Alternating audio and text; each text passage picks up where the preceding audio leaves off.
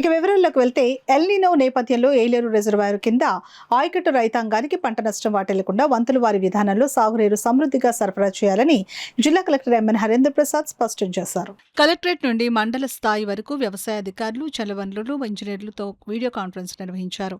ఈ సందర్భంగా జిల్లా కలెక్టర్ మాట్లాడుతూ ఆగస్టు 14 లోపు వరి నాట్లు వేసే రైతులందరికీ 100% పంటల బీమా వర్తింపచేయాలని అన్నారు. రుణం పొందని రైతులు సైతం సిఎస్సి ద్వారా ప్రీమియం చెల్లించేలా క్షేత్రస్థాయి సిబ్బంది చర్యలు తీసుకోవాలని అన్నారు. పంపా రిజర్వాయర్లో నీటి లభ్యత లేనందున వారి పంటకు బదులుగా ప్రత్యామ్నాయ పంటల సాగును రైతులు చేపట్టేలా ప్రోత్సహించాలని అన్నారు. జలవనరులు, వ్యవసాయ శాఖ అధికారులు కమిటీ సంయుక్తంగా క్షేత్రస్థాయిలో పర్యవేక్షించి పెద్దాపురం, పిఠాపురం తదితర ప్రాంతాల్లో సాగునీటి ఎద్దడి తలెత్తకుండా చూడాలని అన్నారు. ఏ ఒక్క రైతు కూడా పంట నష్టపోకుండా అన్ని ముందస్తు చర్యలు తీసుకోవాలని అన్నారు. ఈ వీడియో కాన్ఫరెన్స్ లో జిల్లా వ్యవసాయ అధికారి కె రాబర్ట్ పాల్, జనరల్ శాఖ ఈఈ జి శేషగిరిరావు, డివిజనల్ ఇంజనీర్లు రవికుమార్, రాజేంద్ర ప్రసాద్ తదితరులు పాల్గొన్నారు.